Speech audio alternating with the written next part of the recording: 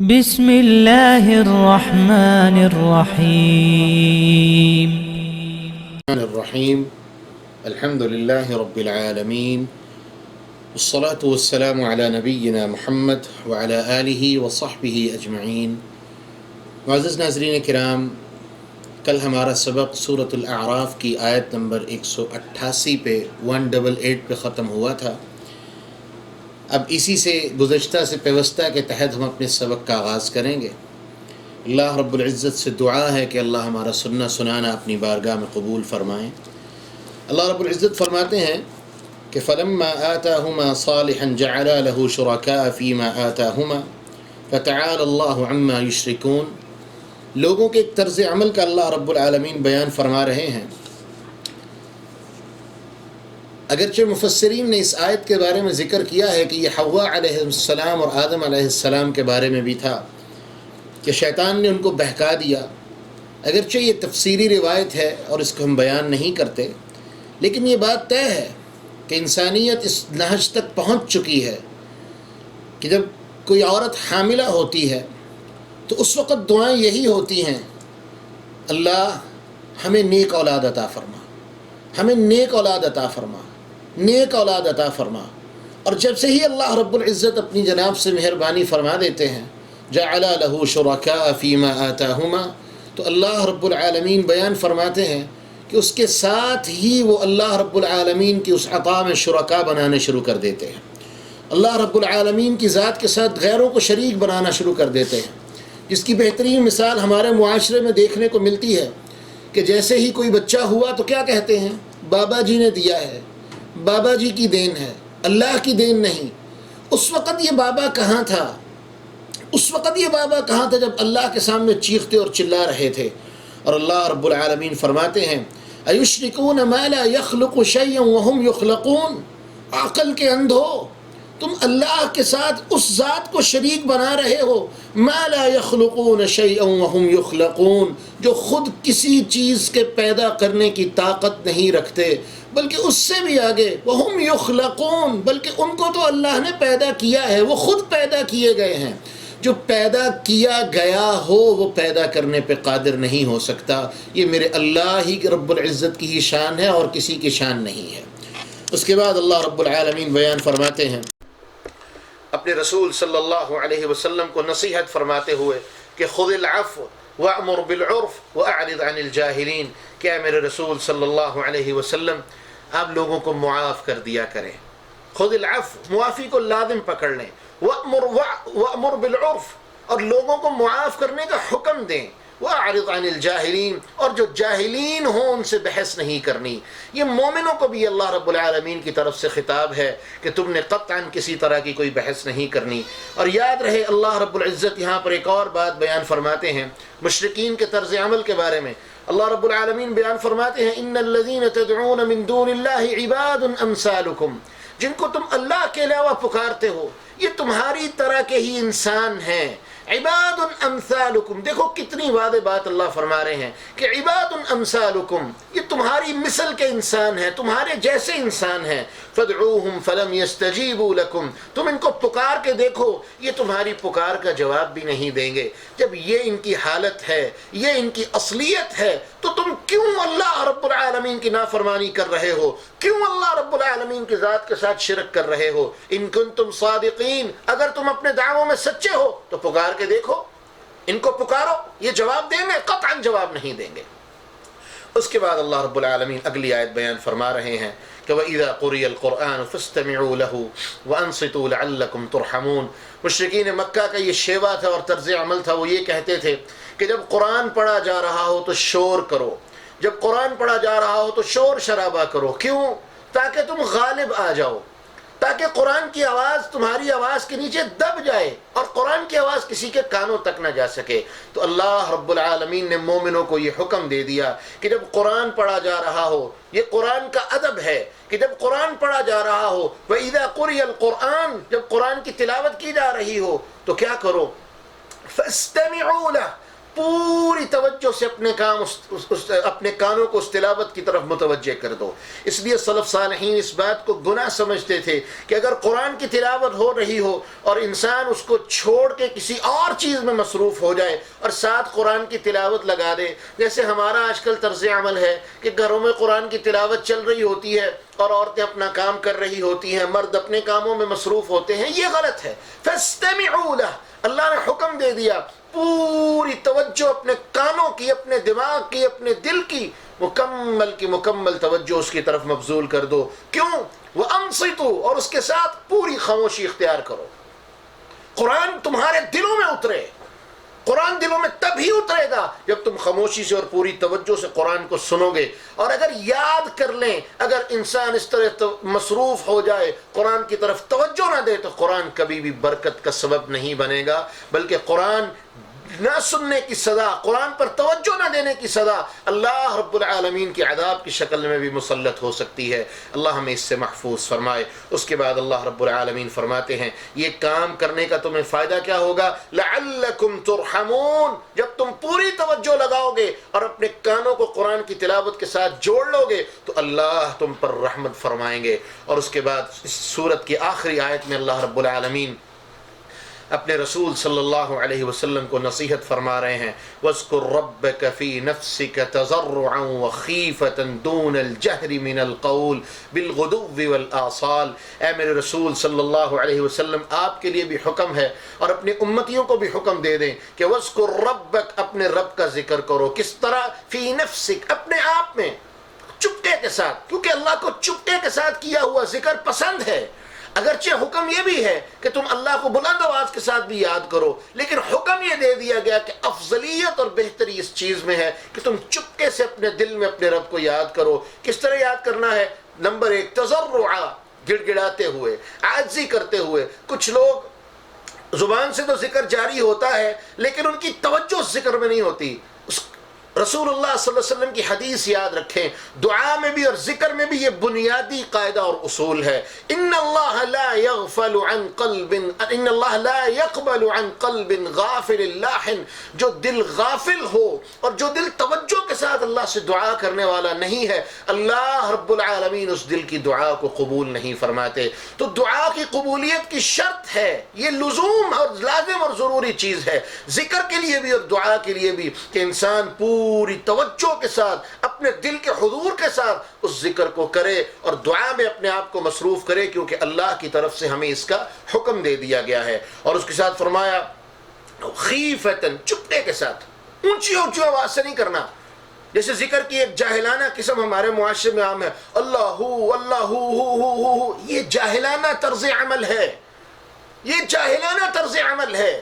سلف صالحین سے، اللہ کے رسول سے، صحابہ سے ایسا کوئی ذکر ثابت نہیں. اور جو بندہ اس طرح کے ذکر کو دلیل بناتا ہے یا اس طرح کے ذکر کے دلائل دیتا ہے، تمام کے تمام علماء کا اس بات پر اتفاق ہے وہ جاہل ہے. اور رسول اللہ صلی اللہ علیہ وسلم نے منع کیا، انکم لا تدعوا اصما ولا غائبا، تم کسی ایسی ذات کو نہیں پکار رہے جو بہری ہو، جو غائب ہو، بلکہ تم اپنے رب کو پکار رہے ہو جو معمولی سے معمولی آہٹ کو بھی سننے پہ قادر ہے، سنتا ہے، اور وہ تمہارے اتنا قریب ہے کہ تمہاری شہرک سے زیادہ قریب ہے. اس لیے تمہیں شور کرنے کی، چیخنے کی، چلانے کی ضرورت نہیں ہے.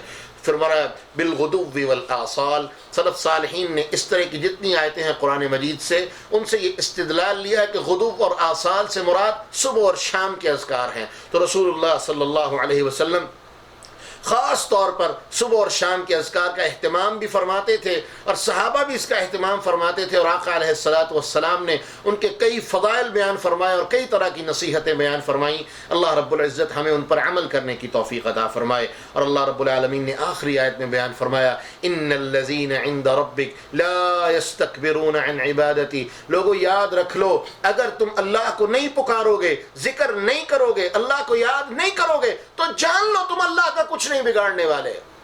یہ تمہارے فائدے کے لیے ہے، کرو گے تو اپنے فائدے کے لیے کرو گے، نہیں کرو گے تو یاد رکھو ان الذین عند ربک لا یستکبرون عن عبادتی، اللہ کے پاس ایک ایسی مخلوق ہے فرشتوں کی شکل میں جو اللہ کی بندگی کرتے ہوئے کوئی تکبر نہیں کرتی۔ کیا مطلب کہ وہ بندہ جو ذکر نہیں کرتا، دعا نہیں کرتا، اس میں غفلت برتتا ہے، اور رسول اللہ صلی اللہ علیہ وسلم نے تو یہاں تک فرما دیا سب سے بڑا عاجز انسان وہ ہے جسے اللہ دعا سے عاجز فرما دے، جو دعا کرنے سے عاجز آ جائے۔ انسان جب یہ کہے مجھے دعا نہیں کرنی آ رہی، میں دعا کر نہیں پا رہا، وقت نہیں مل رہا، یہ عاجزی ہے، اور یہ سب سے تباہی والی عاجزی ہے۔ اللہ ہمیں اس سے محفوظ فرمائے۔ اور اللہ رب العالمین ان فرشتوں کی شان میں بیان فرماتے ہیں لا یستکبرون عن عبادتی، وہ انسانوں تمہاری طرح اللہ کی عبادت میں تکبر نہیں کرتے۔ کس طرح تکبر ہے؟ جو بندہ اللہ کو یاد نہیں کرتا، دعائیں نہیں کرتا، ذکر نہیں کرتا، یہ متکبر ہے۔ فرمایا وَيُسَبِّحُونَهُ وَلَهُ يَسْجُدُونَ، اور وہ ایسی مخلوق ہے کہ وہ ہر وقت اللہ کی تسبیح میں اور ہر وقت اللہ رب العالمین کی بارگاہ میں سجدے کرنے والی مخلوق ہے۔ اور رسول اللہ صلی اللہ علیہ وسلم نے ایسی مخلوق کے بارے میں بیان فرمایا۔ آقا علیہ السلام بیان فرماتے ہیں معراج کی رات میں نے دیکھا کہ آسمان میں ایک بالشت کے برابر بھی جگہ خالی نہیں تھی جہاں کوئی نہ کوئی فرشتہ نہ کھڑا ہو۔ اور وہ کیا کر رہا تھا؟ فرمایا کوئی قیام میں کھڑا ہے، کوئی رکوع میں ہے، کوئی سجدے میں ہے، کوئی قیام میں کھڑا اللہ رب العالمین کی حمد و ثنا بیان کر رہا ہے۔ اور کب سے ہے؟ جس دن سے ان کے خالق اور مالک نے انہیں پیدا کیا ہے اسی دن سے ہے، اور کب تک رہے گا؟ قیامت کے دن تک رہے گا۔ اور جب قیامت برپا ہوگی تو وہ یہی کہیں گے اللہ تیری بندگی کا حق ادا نہیں ہو سکا۔ اللہ ہمیں اس کی توفیق عطا فرمائے۔ اس کے بعد سورۃ الانفال قرآن مجید کی ترتیب کے ساتھ 8ویں سورت ہے، مدنی سورت ہے۔ یہ سورہ مبارکہ مدینہ کی ابتدائی صورتوں میں سے ہے، جو مدینہ پہنچنے کے بعد، ہجرت کرنے کے بعد ابتدائی زمانے میں نازل ہوئی۔ اور اس زمانے میں اللہ رب العالمین، اس سورہ مبارکہ میں اللہ رب العالمین نے جنگ بدر کے واقعات کا ذکر کیا جو اللہ نے صحابہ کے اوپر اپنی رحمتیں فرمائیں۔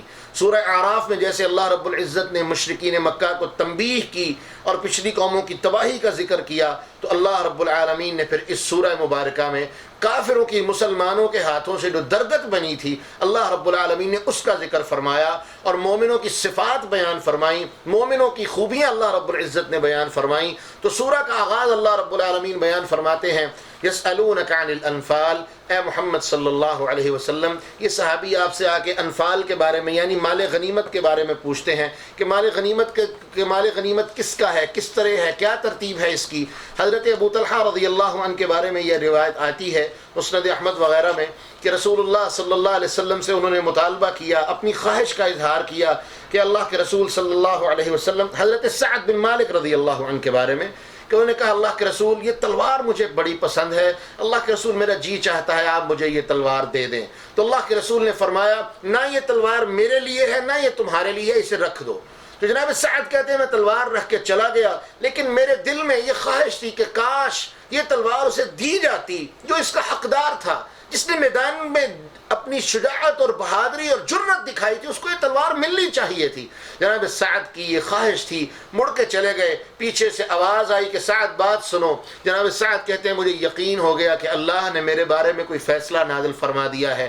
میں مڑا تو رسول اللہ صلی اللہ علیہ وسلم نے فرمایا کہ ابھی اللہ رب العزت کی طرف سے میرے اوپر قرآن نازل ہوا ہے، اس سے پہلے یہ تلوار کے بارے میں مجھے کچھ نہیں پتا تھا یہ کس کی ہے اور کیا ہے، لیکن اب چونکہ میرے اللہ نے مجھے اجازت دے دی ہے۔ کیا اجازت دے دی ہے؟ کہ یہ آپ سے غنیمت کے مال کے بارے میں سوال کرتے ہیں تو آپ انہیں بتا دیں یسألونک عن الانفال قل الانفال للہ والرسول، تو یہ مال غنیمت اللہ کے لیے اور اس کے رسول کے لیے ہے، وہ جس طرح چاہیں ان کا تصرف کریں، جس طرح اللہ اپنے رسول کو حکم دے گا رسول اللہ صلی اللہ علیہ وسلم اس کا تصرف فرمائیں گے۔ تو آقا علیہ السلام نے وہ تلوار جناب سعد رضی اللہ عنہ کو دے دی، اور اللہ رب العالمین نے اس وقت یہ سورہ مبارکہ اور اس کی آیتیں نازل فرمائیں۔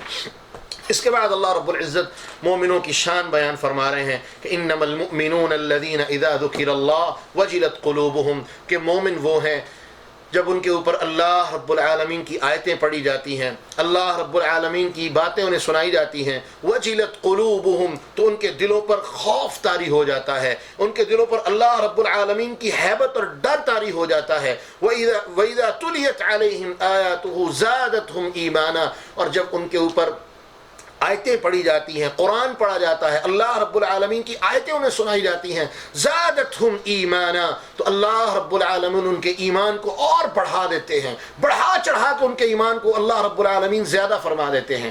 یہاں پر ایک لمحے کے لیے رک جائیں اور ایک بات اچھی طرح جان لیں کہ ایمان کے بارے میں دو تین چیزیں اپنے ذہن میں اچھی طرح نشین فرما لیجئے۔ نمبر ایک، الایمان یزید وینقص، یزید بالطاعہ وینقص بالمعاصی، کہ ایمان، کچھ لوگ یہ کہتے ہیں ایمان ایک جامد، ایک فکس چیز کا نام ہے، یہ غلط ہے۔ صحیح عقیدہ کیا ہونا چاہیے؟ الایمان یزید وینقص، ایمان بڑھتا بھی ہے کم بھی ہوتا ہے، اور اس کی دلیل یہ آیہ مبارکہ ہے کہ جب اللہ کی آیتیں تلاوت کی جاتی ہیں ایمان بڑھتا ہے، یعنی اللہ کی اطاعت سے، اللہ کے دین کے قریب ہو کے جب انسان دین کے ساتھ جڑتا ہے تو ایمان بڑھتا ہے۔ وَيَنْقُصُ بِالْمَعَاصِي، اور جب انسان گناہوں میں مبتلا ہوتا ہے تو بندے کا ایمان کم ہو جاتا ہے۔ اس لیے یہ کہنا کہ ایمان جامد چیز کا نام ہے، یہ بالکل غلط سوچ ہے۔ صحیح سوچ اور عقیدہ کیا ہونا چاہیے کہ اللہ رب العالمین نے یہ سلسلہ بنا دیا ہے کہ ایمان کم بھی ہوتا ہے، ایمان زیادہ بھی ہوتا ہے۔ تو اللہ رب العالمین فرماتے ہیں کہ ان کے اوپر جب ہم اپنی آیتیں تلاوت کرتے ہیں تو ان کا ایمان بڑھتا ہے، ان کے ایمان کے اندر اضافہ ہوتا ہے، ایمان جوش مارتا ہے۔ وَعَلَىٰ رَبِّهِمْ يَتَوَكَّلُونَ، اور وہ اپنے رب پر توکل کرنے والے ہیں۔ اس کے بعد اللہ رب العالمین بیان فرماتے ہیں وَإِذْ يَعِدُكُمُ اللَّهُ إِحْدَى، جیسے میں نے عرض کیا کہ یہ سورہ مبارکہ جنگ بدر کے بارے میں نازل ہوئی تھی۔ جنگ بدر کے بارے میں تھوڑا سا پس منظر آپ جان لیجئے۔ صحابہ کرام رضوان اللہ علیہم اجمعین جنگ بدر میں کسی طرح کی لڑائی کے خواہش مند نہیں تھے۔ یہ باتیں ضرور مل رہی تھی کہ مشرکین مکہ مسلمانوں پر حملہ کرنا چاہتے ہیں، جبکہ ہجرت کا مقصد ہی یہ تھا کہ مسلمانوں کو ایک سکون میسر آئے، وہ مکہ کی 13 سالہ شورش والی زندگی، اس سے کچھ سکون اور چین اور آرام میسر آ جائے۔ لیکن مشرکین مکہ اس کے لیے تیار نہیں تھے۔ جب رسول اللہ صلی اللہ علیہ وسلم کو ان کے ارادوں کی خبر ملی تو آقا علیہ السلام نے یہ پلان بنایا اور پروگرام بنایا کہ ہم مدینہ سے قریب ایک رستہ گزرتا تھا جو مکہ والوں کے لیے ایک لائف لائن تھی، وہ شام کی تجارت کا رستہ تھا، اور مکہ والوں کا ایک قافلہ شام سے واپس آ رہا تھا۔ رسول اللہ صلی اللہ علیہ وسلم نے پروگرام یہ بنایا کہ ہم ان کے قافلے کو جا کے روکتے ہیں، ان کا مال لوٹ لیتے ہیں، تاکہ ان کے دل پہ ہماری ڈھاس بن جائے، ان کے دل میں ہمارا ڈر بیٹھ جائے، اور ہمیں کسی طرح کا نقصان پہنچانے سے پہلے یہ 1000 دفعہ سوچیں کہ اگر ہماری لائف لائن کاٹ دی گئی، اگر ہماری تجارت کا جو مین مکہ والوں کی زندگی کا ایک بڑا ذریعہ اور سبب تھا، اگر وہ کاٹ دی گئی تو پھر ہم کسی طرح کے بھی معاملے سے محروم کر دیے جائیں گے اور بھوکے پیاسے مر جائیں گے۔ ادھر اللہ کے رسول کے ارادے کی خبر مشرکین مکہ کو ہو گئی، اور انہوں نے یہ سمجھا کہ مدینہ سے، یعنی اللہ کے رسول اور آپ کے ساتھی اور صحابہ اس قافلے پر اٹیک کرنا چاہ رہے ہیں۔ مشرکین مکہ اپنا ایک گروہ لے کے ان کے دفاع کے لیے وہاں پہنچ گئے، اور انہوں نے ارادہ کر لیا کہ اب ہم جنگ کریں گے، جبکہ مسلمانوں کا جنگ کا ارادہ نہیں تھا۔ جب مسلمان وہاں جس جگہ پر اس قافلے کو روکنا تھا وہاں پہنچے تو مشرکین مکہ کا ایک گروہ پہلے سے موجود تھا جو جنگ کے ارادے سے آیا تھا، اور وہ قافلہ جو شام سے آیا تھا ابھی اس کا پہنچنا باقی تھا۔ تو سبحان اللہ، اللہ کے رسول اور صحابہ تو جنگ کے لیے آئے ہی نہیں تھے، مشرکین مکہ جنگ کی تیاری کر کے آئے تھے۔ مسلمانوں کے پاس تو 13 تلواریں تھیں، 313 کا لشکر اور ٹوٹل 12 یا 13 تلواریں، بالکل بھی جنگ کا ارادہ اور تیاری نہیں تھی۔ لیکن میرے مالک نے اس وقت فیصلہ فرما لیا تھا کہ اب مسلمانوں کی ڈھارس کافروں کے دل پہ بٹھانی ہے۔ تو اللہ رب العزت نے، صحابہ نے دعائیں کی، اللہ کے رسول نے دعائیں کی، اللہ ہم تو لڑنے کے لیے آئے نہیں تھے اور اب یہاں جنگ سر پہ ہے، اللہ ہماری مدد فرما۔ تو اللہ مالک نے پھر اس طرح مدد فرمائی کہ چوتھے پارے میں یہ تفسیر گزر چکی ہے کہ اللہ رب العالمین نے جنگ بدر کو یوم فرقان کا نام دے دیا کہ کس طرح یہ کفر اور اسلام کے درمیان فرق کرنے والی ہے۔ اللہ رب العزت نے مسلمانوں کی ایک ایسی طاقت اور ایسا ڈر مشرکین مکہ کے دل میں بٹھا دیا کہ ان کے بڑے بڑے سردار مارے گئے، مکہ کے بڑے بڑے چودھری گرفتار ہو گئے، اور تاریخ نے دیکھا، ہر طرف یہ بات پھیل گئی کہ مدینہ کے چند مٹھی بھر لوگوں نے مشرکین مکہ جیسے بدمست ہاتھی کو اپنے پیروں تلے رون دیا، اور یہ بہت بڑی بات تھی۔ اور اللہ کے رسول کو یہ خبریں بھی جب ملی کہ اور گروہ بھی مشرکین مکہ کی نصرت کے لیے آ رہے ہیں تو اللہ رب العزت نے کہا آپ کو پریشان ہونے کی ضرورت نہیں، آسمان سے 1000 فرشتہ، 3000 فرشتہ، 5000 فرشتہ میں آپ کی نصرت کے لیے بھیجوں گا، آپ کو پریشان ہونے کی ضرورت نہیں ہے۔ تو اللہ رب العالمین اسی واقعے کے ذکر میں یہاں پر بیان فرما رہے ہیں کہ وَإِذْ يَعِدُكُمُ اللَّهُ إِحْدَى الطَّائِفَتَيْنِ أَنَّهَا لَكُمْ وَتَوَدُّونَ أَنَّ غَيْرَ ذَاتِ الشَّوْكَةِ کہ اللہ رب العالمین اس وقت کو یاد کرو وَإِذْ يَعِدُكُمُ اللَّهُ إِحْدَى الطَّائِفَتَيْنِ کہ جب اللہ رب العالمین تم دو گروہوں میں سے ایک گروہ کے ساتھ وعدہ کر رہا تھا. کیا وعدہ کر رہا تھا؟ أَنَّهَا لَكُمْ کہ یہ مارکہ تمہارے لیے ہے.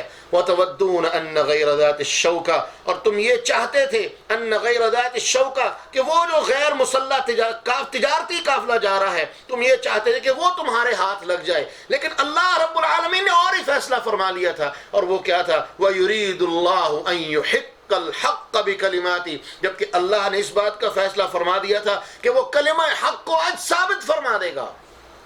کیوں؟ وَيَقْطَعْ دَابِرَ الْكَافِرِينَ تاکہ کافروں کی جڑوں کو اور بنیادوں کو ہلا کے رکھ دیا جائے، کاٹ کے رکھ دیا جائے. میرے اللہ کا فیصلہ غالب آیا اور اللہ نے صحابہ کی تین طرح سے مدد کی. آسمان سے فرشتے بھیجے.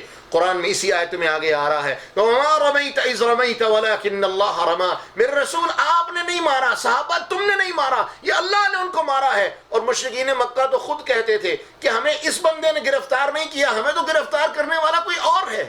صحابہ خود کہتے تھے کافروں کی گردن کے قریب ہماری تلواریں ہوتی تھی وہ پہلے کٹ کے پڑی ہوتی تھی. فرشتے آئے، اللہ رب العالمین نے فرشتے بھیجے کہ جاؤ جا کے اللہ اور اس کے اللہ کے رسول اور ان کے صحابہ کی مدد کرو. تو قرآن کہتا ہے اللہ نے کہا کہ ہم نے ارادہ کر لیا تھا کہ آج ان کی جڑوں کو کاٹ کے رکھ دیں گے. تو اللہ فرماتے ہیں لِيُحِقَّ الْحَقَّ وَيُبْطِلُ الْبَاطِلَ یہ اس لیے تھا کہ تاکہ حق ثابت ہو جائے اور واضح ہو جائے. وَيُبْطِلُ الْبَاطِلَ اور باطل جو ہے، جو جھوٹ ہے، جو مکاری ہے، فریب ہے، وہ ساری دنیا کے سامنے ننگا ہو کے آ جائے. وَلَوْ كَرِهَ الْمُجْرِمُونَ اگرچہ مجرم اس بات کو کتنا ہی ناپسند کیوں نہ کرتے ہوں لیکن اللہ نے اس کا فیصلہ فرما لیا ہے. اس کے بعد اللہ رب العالمین بیان فرماتے ہیں اِذْ يُوحِي رَبُّكَ إِلَى الْمَلَائِكَةِ جب تمہارا رب فرشتوں کی طرف اس بات کی وحی کر رہا تھا کہ اَنِّي مَعَكُمْ بے شک میں تمہارے ساتھ ہوں. کس بات میں؟ کہ جب تم فَصَبِّتُوا الَّذِينَ آمَنُوا تم جاؤ ایمان والوں کو جا کے تسلیاں دے دو، جاؤ ایمان والوں کو جا کے ان کے پیروں کو مضبوط کر دو. سَأُلْقِي فِي قُلُوبِ الَّذِينَ كَفَرُوا الرُّعْبَ اسی طرح سے اللہ فرماتے ہیں ہم کافروں کے دلوں میں اپنے رعب کو ڈال دینے والے ہیں.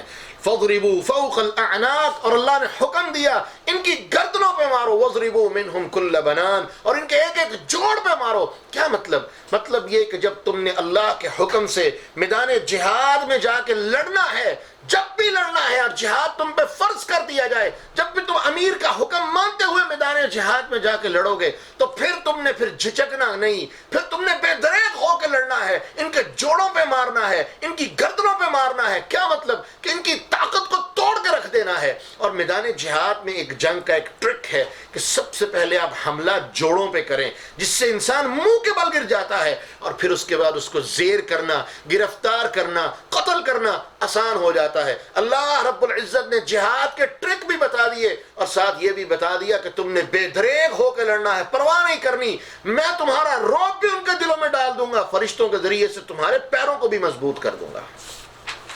اس کے بعد اللہ رب العالمین بیان فرماتے ہیں یا ایھا الذین آمنوا اے ایمان کا دعویٰ کرنے والو اذا لقیتم الذین کفروا جب تم کافروں سے تمہاری مڈ بھیڑ ہو جائے، جب تمہارا ان کے ساتھ آمنا سامنا ہو جائے، زحفاً اچانک چاہے ہو جائے، فلا تولوہم الادبار تو پھر جام لو تم نے پیٹھوں کے بل بھاگنا نہیں ہے.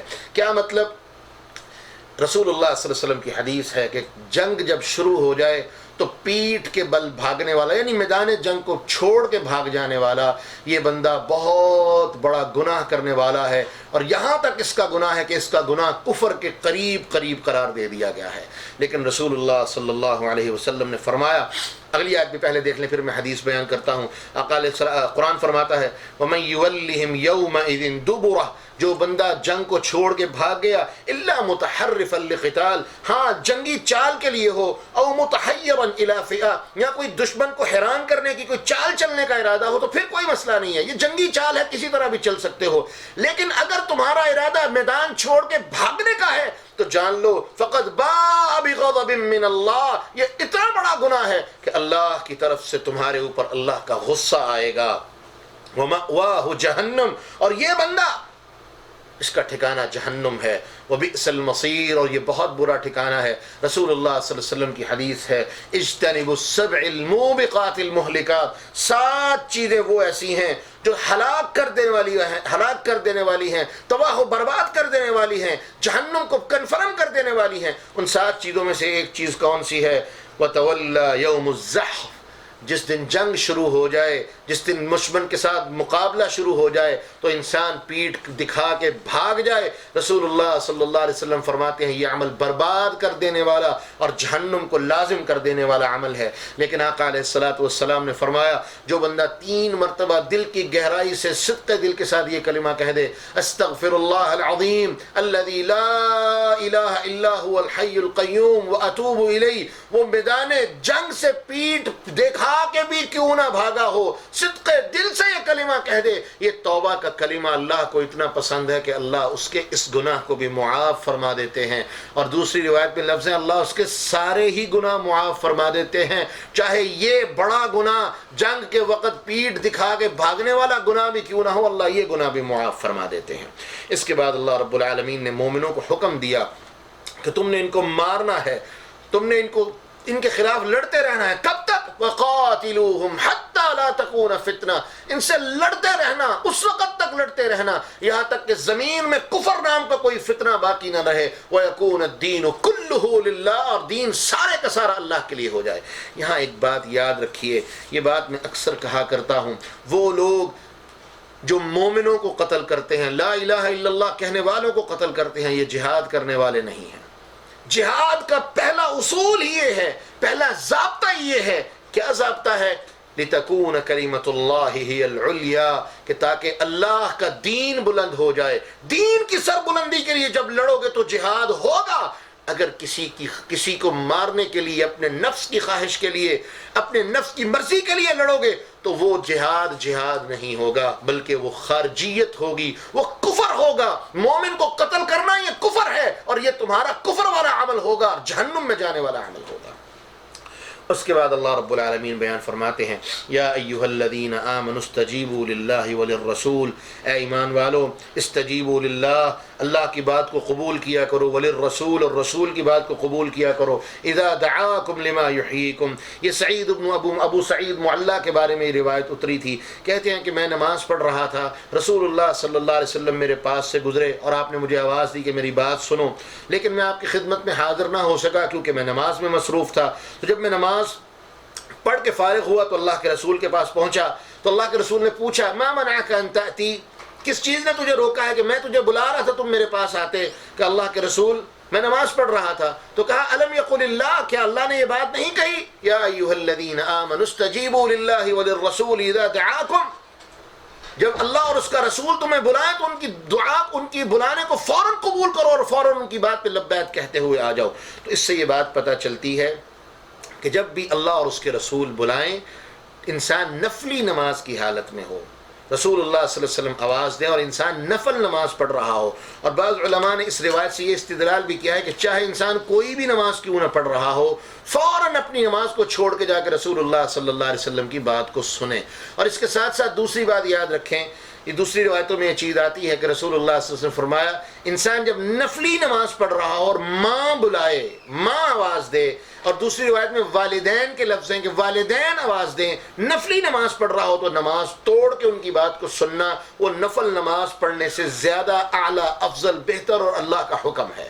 تو اللہ رب العزت ہمیں ان چیزوں کی حفاظت کرنے کی توفیق عطا فرمائے۔ اس کے بعد اللہ رب العالمین فرماتے ہیں وَاتَّقُوا فِتْنَةً لَا تُصِيبَنَّ الَّذِينَ ظَلَمُوا مِنْكُمْ خَاصَّةً۔ یاد رکھیں، اس آیت کا ترجمہ پہلے سماعت فرما رہے ہیں، اللہ فرماتے ہیں وَاتَّقُوا، ڈر جاؤ، فِتْنَةً لَا تُصِيبَنَّ الَّذِينَ ظَلَمُوا مِنْكُمْ خَاصَّةً، اس فتنے سے ڈر جاؤ جو خاص طور پر صرف ان لوگوں کے لیے نہیں ہے جو ظلم کرنے والے ہیں، بلکہ عام ہے، ہر کسی کو وہ اپنی سمیٹ میں لے لے گا، اپنی لپیٹ میں لے لے گا۔ وَاعْلَمُوا أَنَّ اللَّهَ شَدِيدُ الْعِقَابِ، اور اللہ رب العالمین سخت پکڑ والے ہیں۔ کیا مطلب کہ ایسے ایسے فتنے آئیں گے، رسول اللہ صلی اللہ علیہ وسلم نے فرمایا تُعْرَضُ الْفِتَنِ عَلَى الْقُلُوبِ، یہ فتنے دلوں پر ڈالے جاتے ہیں، کس طرح؟ کل حصیر عودن عودا، چٹائی کی طرح، جس طرح چٹائی ایک ایک تنکال کر کے چٹائی کو بنایا جاتا ہے، اسی طرح یہ فتنے ایک ایک کر کے دلوں پر آئیں گے، دل ان کا مرکز ہوں گے، اور کوئی بندہ بھی وہ نیک ہے یا بد، کوئی اس سے محفوظ نہیں ہوگا، بلکہ ہر کوئی اس کا شکار ہوگا۔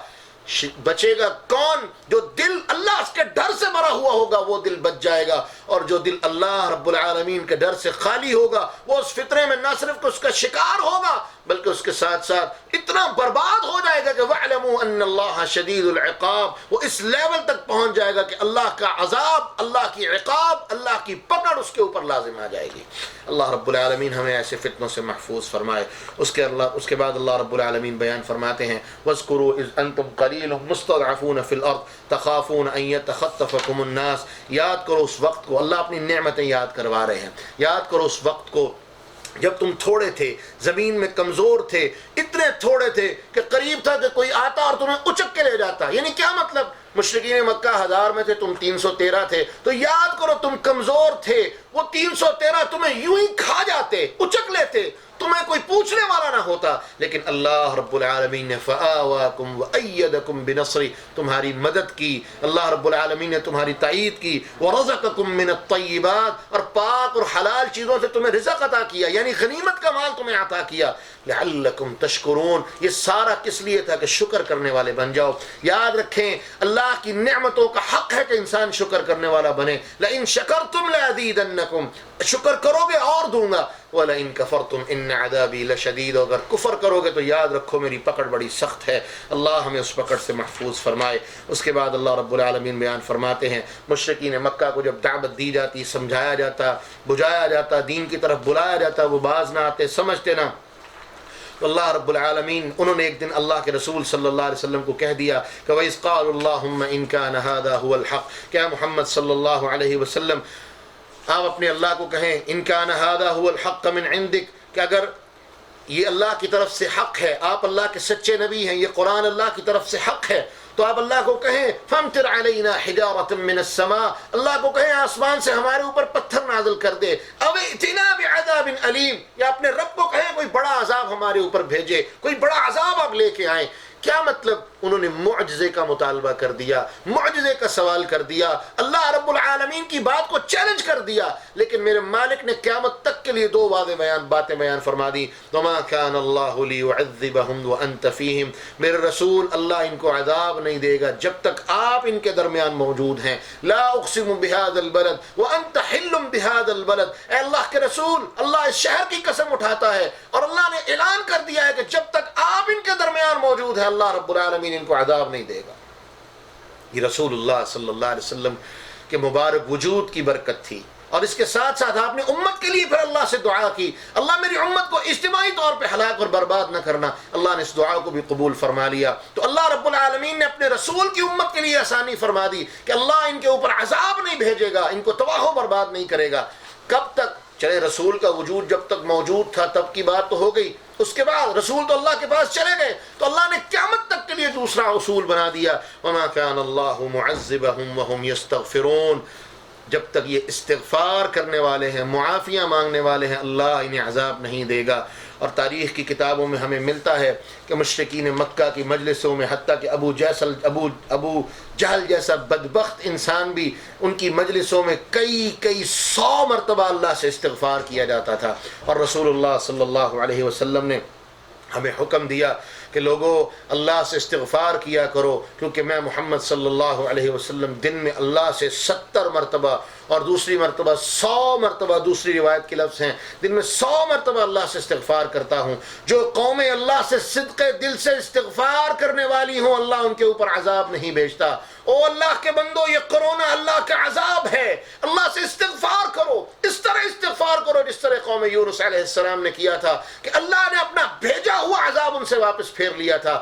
آج ہم اللہ کے عذاب میں مبتلا ہیں، اللہ سے استغفار کرو، دل کی گہرائی سے استغفار کرو، کیونکہ اللہ نے وعدہ دے دیا ہے وَمَا كَانَ اللَّهُ مُعَذِّبَهُمْ وَهُمْ يَسْتَغْفِرُونَ، جب تک تم استغفار کرنے والے ہو اللہ تمہیں عذاب نہیں دے گا۔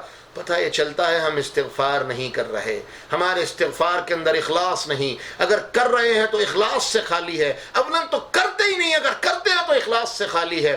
اللہ ہمیں اخلاص والا استغفار کرنے کی توفیق عطا فرمائے۔ اور ابھی میں نے حدیث آپ کے سامنے بیان کی، پھر دہرا دوں کہ رسول اللہ صلی اللہ علیہ وسلم نے فرمایا جو بندہ یہ کلمہ دل سے کہہ دے صرف 3 مرتبہ، استغفر اللہ العظیم الذی لا الہ الا هو الحی القیوم واتوب الیہ، اللہ سارے گناہ معاف کر دیتے ہیں، حتیٰ کہ میدان جنگ سے پیٹھ دکھا کے بھاگا ہو وہ گناہ بھی اللہ معاف کر دیتے ہیں۔ اللہ ہمیں استغفار کی توفیق عطا فرمائے۔ تو اللہ رب العالمین بیان فرماتے ہیں مشرکین مکہ کے ساتھ جنگ کرنے کے لیے کیوں کہا، ان کی باتیں کیوں کی، لیمیز اللہ الخبیث من الطیب، تاکہ اللہ واضح کر دے کہ گندا اور خبیث اور پلید اور نجس کون ہے، اور طیب پاک صاف اللہ والے ایمان والے کون ہیں، تاکہ ان کے درمیان فرق واضح ہو جائے اور کسی طرح کا کوئی فرق باقی نہ رہے۔ اور اس کے بعد اللہ رب العالمین نے یہاں سے 10ویں پارے کا آغاز شروع ہوتا ہے، تو اللہ رب العالمین نے پہلی آیہ مبارکہ میں وعدہ فرما دیا کہ وَاعْلَمُوا أَنَّمَا غَنِمْتُم مِّن شَيْءٍ فَأَنَّ لِلَّهِ خُمُسَهُ وَلِلرَّسُولِ وَلِذِي الْقُرْبَى وَالْيَتَامَى وَالْمَسَاكِينِ۔ یاد رکھیں غنیمت کے مال کو اللہ رب العالمین نے محمد الرسول اللہ صلی اللہ علیہ وسلم کی امت سے پہلے کسی کے لیے حلال نہیں کیا تھا۔ غنیمت کا مال اس سے پہلے وہ اللہ کے لیے ہوتا تھا، میدان میں چھوڑ دیا جاتا تھا۔ جو بندہ غنیمت کا مال اکٹھا کرتا اس کو مجرم تصور کیا جاتا، اور غنیمت کے مال کا اصول یہ تھا کہ میدان جنگ میں اسے جمع کیا جاتا، آسمان سے آگ آتی اسے کھا کے چلی جاتی۔ لیکن اللہ رب العالمین نے اس امت کے لیے رسول اللہ صلی اللہ علیہ وسلم نے فرمایا اللہ نے مجھے 5 چیزیں ایسی دی ہیں جو مجھ سے پہلے کسی کو نہیں ملی۔ احلت لی الغنائم، اللہ نے غنیمتیں میرے لیے حلال کر دی ہیں۔ اور رسول اللہ صلی اللہ علیہ وسلم نے صحیح مسلم کی روایت آقا علیہ السلام فرماتے ہیں جعل رزقی تحت ظل رمحی، اللہ نے میرا رزق میرے نیزے کی نوک کے نیچے رکھا ہے۔ کیا مطلب کہ جب تک جہاد کرتے رہو گے اللہ رب العالمین تمہیں وہ نعمتیں عطا فرمائے گا کہ دنیا کا مال اور غنیمتیں اتنی عطا فرما دے گا کہ تمہیں فقیری اور فقر اور فاقے کا ڈر ہی نہیں رہے گا۔ اور صحابہ کرام رضوان اللہ علیہم اجمعین اتنے امیر تھے، اتنے امیر تھے، تجارت تو بعد میں شروع کی، پہلے مال ان کے پاس کہاں سے آیا؟ میدان جہاد سے ہی اللہ نے ان کو برکتیں عطا فرمائی تھی۔ یہی بات ہے، جہاد وہ ہوگا جو اللہ کے دین کی سربلندی کے لیے ہوگا۔ جب تم اللہ کے دین کی سربلندی کے لیے جہاد کرو گے اللہ کی قسم اللہ تمہیں عزتیں بھی دے گا، دین والی عزتیں بھی دے گا، دنیا والی عزتیں بھی عطا فرمائے گا۔ تو اللہ نے فرما دیا وَاعْلَمُوا أَنَّمَا غَنِمْتُم مِّن شَيْءٍ، جان لو کہ یہی جو تم غنیمت کا مال جو بھی تمہارے لیے جو تم حاصل کرتے ہو فَأَنَّ لِلَّهِ خُمُسَهُ وَلِلرَّسُولِ، تو اس کا 5واں حصہ اللہ کے لیے اور اس کے رسول کے لیے ہے۔ اور اس کے بعد وَلِذِي الْقُرْبَى وَالْيَتَامَى وَالْمَسَاكِينِ وَابْنِ السَّبِيلِ، کہ 5ویں حصے کا اختیار رسول اللہ صلی اللہ علیہ وسلم کے پاس ہے، چاہے اپنی ذات پہ خرچ کریں، چاہے فقراء پر کریں، قریبی رشتہ داروں پر کریں، یتیموں پر کریں، مسافروں پر کریں، جو چاہے وہ کریں۔ اور تمہیں اس کے بارے میں کوئی اعتراض کرنے کا، کسی طرح کی کوئی بات کرنے کا کسی طرح کا کوئی حق نہیں ہے۔ اور اسی وقت ایک تمیمی اٹھا تھا، اس نے کہا تھا اعدل یا رسول اللہ، اللہ کے رسول انصاف کریں، آپ غنیمت کا مال تقسیم کرنے میں انصاف نہیں کر رہے۔ تو اللہ رب العالمین نے قرآن نازل کر کے یہ جواب دے دیا، اور ساتھ ہی اللہ کے رسول نے صحابہ نے کہا اللہ کے رسول اجازت دیں اس کی گردن اتار دیں، تو اللہ کے رسول نے فرمایا تھا نہیں اس کو چھوڑ دو، لیکن میں تمہیں پشین گوئی کرتا ہوں، اس کی نسل سے ایسی لوگ نکلیں گے، اس کی نسل سے ایسی ذریت نکلے گی جو خارجی ہوگی، جو اللہ کے دین کے خلاف لڑنے والی ہوگی، جو دین کے نام پہ دین کے اندر فتنہ پھیلانے والی ہوگی۔ اور ایسا ہی صحابہ کہتے ہیں ہم نے دیکھا کہ اسی کی نسل سے کچھ لوگ ایسے نکلے جو دین کے خلاف چلنے والے تھے۔ لیکن یہی وہ قبیلہ تھا بنو تمیم جس کے بارے میں اللہ کے رسول نے خوشخبری سنائی تھی کہ یہی وہ قبیلہ ہے کہ اس قبیلے کا ایک گروہ قیامت تک کے لیے حق پہ قائم رہے گا، اور کبھی بھی یہ لوگ حق سے دور نہیں ہوں گے، اور یہ اس طریقے پہ قیامت تک قائم رہیں گے جس طریقے پہ میں محمد ہوں اور میرے صحابہ ہیں صلی اللہ علیہ وسلم۔ اس کے بعد اللہ رب العالمین بیان فرماتے ہیں یا ایھا الذین آمنوا اذا لقیتم فئۃ فاثبتوا، اے ایمان والو، یہ جنگ کے آداب اللہ سکھا رہے ہیں۔ اے ایمان والو اذا لقیتم فئۃ فاثبتوا، جب تم دشمن سے لڑو، تمہاری جب مد بھیڑ ہو دشمن کے ساتھ، اذا لقیتم فئۃ فاثبتوا، جب تمہاری ان سے لڑائی ہو، آمنا سامنا ہو، تو کیا کرنا ہے؟ فاثبتوا، اپنے پیروں کو جما لو۔ یاد رکھیں مومنوں کو حکم ہے اس بات کا، تم نے اپنی سٹرینتھ نہیں دیکھنی، اپنی طاقت نہیں دیکھنی۔ وہی اقبال کا شعر جو شعر پڑھتے پڑھتے علامہ شہید علامہ احسان اللہ الظہیر شہید رحمہ اللہ رحمتا واسعہ، اللہ کے فضل و کرم سے وہ شہید ہیں انشاءاللہ، اور اللہ ان کی شہادت کو قبول فرمائے۔ وہ شعر وہ پڑھ رہے تھے کہ مومن ہے تو لڑتا ہے بے تیغ بھی سپاہی، کافر ہے تو کرتا ہے شمشیر پہ بھروسہ، مومن ہے تو لڑتا ہے بے تیغ بھی سپاہی۔ یہی شعر پہ انہوں نے اللہ رب العالمین کی بارگاہ میں اپنی جان کو قربان کر دیا کہ اللہ ہم نہتھے ہیں، ہمارے ہاتھ میں کوئی تلوار نہیں، کوئی شمشیر نہیں، لیکن تیرے دین کی خدمت کے لیے جب تو توفیق دے گا، حکم دے گا، ہم حاضر ہیں۔ تو ایسا ہی ہوا، یہی حکم اللہ نے دیا، اذا لقیتم فئۃ فاثبتوا، جب تم کسی تمہاری جماعت کے ساتھ آمنا سامنا ہو جائے، اپنے پیروں کو جما لو، اپنی سٹرینتھ کو نہ دیکھنا، اپنی طاقت کو نہ دیکھنا، یہ دیکھنا کہ تمہارے رب کا تمہیں حکم ہے، اپنے پیروں کو جما لو، میں اللہ تم سے وعدہ کر رہا ہوں یہ دشمن تمہارا کچھ نہیں بگاڑ سکے گا۔ اس کے بعد فرمایا فاثبتوا، پیر جما لو، اور دوسرا کام کیا کرنا ہے، واذکروا اللہ، اللہ کا ذکر کرتے رہنا۔ میدان جنگ میں بھی اللہ حکم دے رہے ہیں، تم نے اللہ کے ذکر سے غافل نہیں ہونا، جہاں جان کی پڑی ہوتی ہے، جان کے لالے پڑے ہوتے ہیں، اس کے بعد بھی اللہ فرما رہے ہیں اللہ کا ذکر کرتے رہنا۔ مفسرین نے اس کی طرف دو باتوں کا اشارہ کیا ہے۔ نمبر ایک، نماز، اقیم الصلاۃ لذکری، سب سے بڑا ذکر نماز، کہ نماز تم نے میدان جنگ میں بھی، میدان جہاد میں بھی، دشمن سامنے کھڑا ہے تب بھی تم نے نماز نہیں چھوڑنی۔ اور دوسرا، اپنی زبانوں کو اللہ کے ذکر سے تر رکھنا، اور وہ ذکر کیا تھا، نحن الذین بایعوا محمدا علی الجہاد ما بقینا ابدا، کہ اللہ کے رسول آپ کے ہاتھ میں بیعت کر لی ہے، جب تک زندہ ہیں اللہ کے لیے جہاد کرتے رہیں گے۔ یہی دعائیں کرتے رہنا ہے۔ اللہ ہماری خدمت کو قبول فرما لے، اللہ ہماری محنت کو قبول فرما لے۔ اور اس کے بعد اللہ رب العالمین بیان فرماتے ہیں وَأَطِيعُوا اللَّهَ وَرَسُولَهُ، اس کے بعد تم نے اللہ اور اس کے رسول کی اطاعت کرنی ہے۔ وَلَا تَنَازَعُوا، آپس میں الجھنا نہیں، جھگڑا نہیں کرنا، بحث نہیں کرنی۔ جنگ احد میں یہی تو ہوا تھا، اللہ کے رسول کی اطاعت نہیں کی تھی تو کیا ہوا تھا، اللہ نے کہا اگر تم نہیں کرو گے فَتَفْشَلُوا، تم فاشل ہو جاؤ گے۔ کیا مطلب، کہ تم ہمت ہار جاؤ گے، جنگ ہار جاؤ گے، ناکام ہو جاؤ گے۔ وَتَذْهَبَ رِيحُكُمْ، اور تمہاری جو طاقت ہے، تمہارا جو رعب ہے، تمہاری جو ہوا ہے جو ہم نے دشمن کے دلوں پہ قائم کی تھی وہ چلی جائے گی۔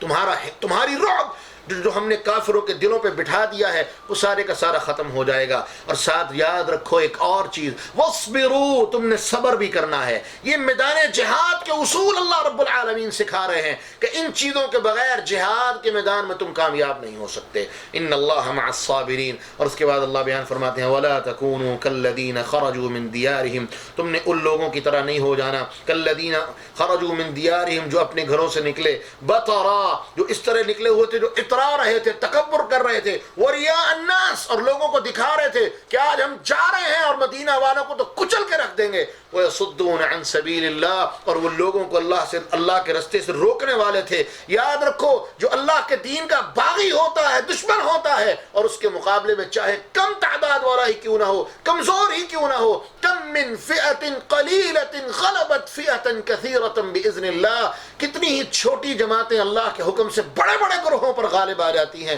یہ مالک نے اصول بیان کر دیا ہے کہ ایک طرف تم تھے کہ کمزور تھے، ایک طرف وہ تھے جو تکبر کرتے اور اتراتے ہوئے نکلتے تھے۔ فرق کیا تھا، تم اللہ کے لیے لڑنے آئے تھے، وہ اللہ کے رستے سے روکنے والے تھے۔ اللہ رب العالمین بیان فرماتے ہیں پھر ہم نے ان کو وہ مزہ چکھایا کہ قیامت تک کے لیے اس کو نشان عبرت بنا کے قیامت تک کے لیے لوگوں کے سامنے اس کی مثال قائم کر دی۔ اس کے بعد اللہ رب العالمین ایک واقعہ بیان فرما رہے ہیں۔ جنگ بدر کے میدان میں